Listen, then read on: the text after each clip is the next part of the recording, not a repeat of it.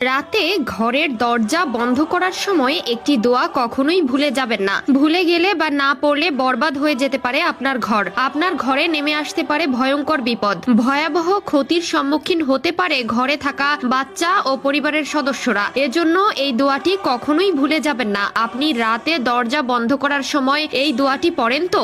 যদি পড়েন তাহলে আলহামদুলিল্লাহ লিখে যাবেন। দোয়াটি না জেনে থাকলে ভিডিওটি শেষ পর্যন্ত দেখে যাবেন এবং ভিডিওটি শেয়ার দিয়ে সকলকে দোয়াটি জানার ও শেখার সুযোগ করে দিবেন।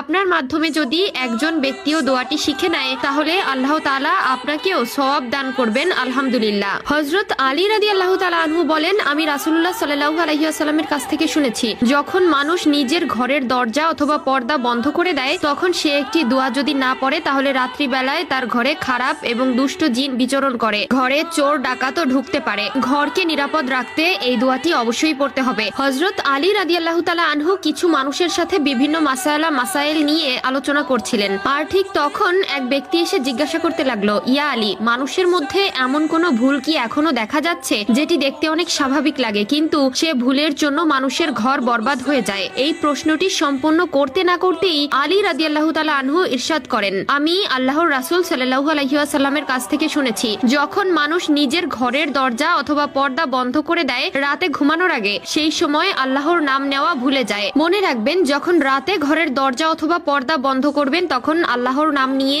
অবশ্যই একটি দোয়া পড়বেন, আর সেটা হচ্ছে বিসমিল্লাহি তাওয়াক্কালতু আলাল্লাহ, অথবা বাংলায়ও পড়তে পারেন, ইয়া আল্লাহ, আমার এই ঘরকে শয়তানের দৃষ্টি থেকে আপনার পানাহাতে রেখে দিন, অথবা হে আল্লাহ, আপনার উপরে আমার এই ঘর আমি তাওয়াক্কুল করলাম, আপনি এর হেফাজতকারী হয়ে যান।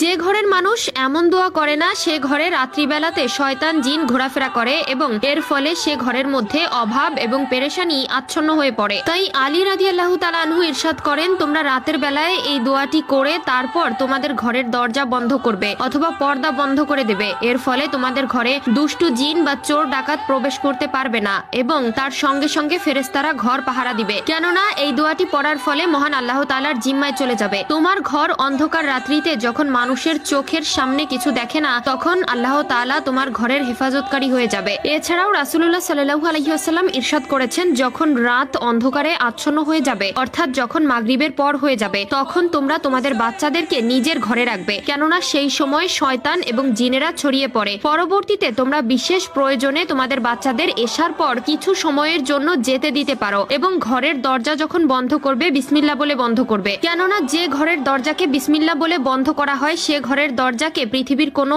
অভিশপ্ত শক্তি খুলতে পারে না। হে আল্লাহ, আপনি আমাদের আবাসস্থলকে আপনার রহমতের আবরণে বেষ্টন করে দিন।